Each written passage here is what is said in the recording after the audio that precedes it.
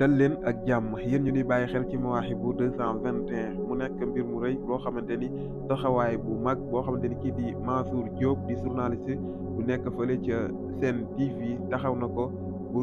fàttali ko jamono ji ci ginnaaw wala ni ki bërki démb dégg nañ ki nga xamante ni dañ ko faatoon fële ca Somone ginnaaw ba nga xamante ni police teg na ñi ko faatoon ñuy xam ne ni kat kii di doomu Mansour Diop bi nekk fee ca Sen TV da cee bokk ba waraloon yenn média yu bëri di ko médiatiser moom kii di Mansour Diop nag taxaw na ci taxawaay bu am solo comme ni nga xamante ni lañ ko baaxoo di ko dégg muy am taxawaay yooyu ci yi nga xamante ni mooy xew ci réew mi moom Mansour Diop muy xam ne ni dëgg la xale boobu ñuy wax sama doom la muy ki nga xamante ni dañ koo tudd ci ñi faat xale boobu mu ni moom Mansour Diop kat mu ngi xamle ni xale boobu doomam la waaye du tee na yoon def li nga xamante ni mooy liggéeyam moom Mansour Diop kat nee na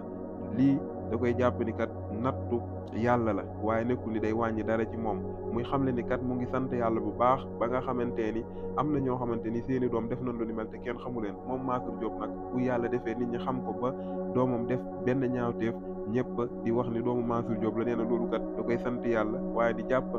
xam ni dogal bii lii ak ndogal la goo xamante ni yàlla da koo teg moom Mansour Diop te du def lu dul di ko sante yàlla ndax day jàpp ni ab nattu la muy xamle bu baax a baax moom Mansour Diop kat ni doomam la te it mënta bañ ni doomam la donte ni def na ci li ko war te it doomam boo xamante ni nekkul ak moom waaye du tax mukk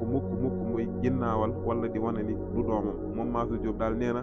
mu ngi xamle ni ki def lii doomam la te mu ngi santaane yoon def li nga xamante ni mooy liggéeyam nee na sax bu jaree na yoon def nan indiwaat loi peine de mort ngir àtte ko doomam ji nee na daal xàmmewu ci doomam ak ku dul doomam na yoon def liggéeyam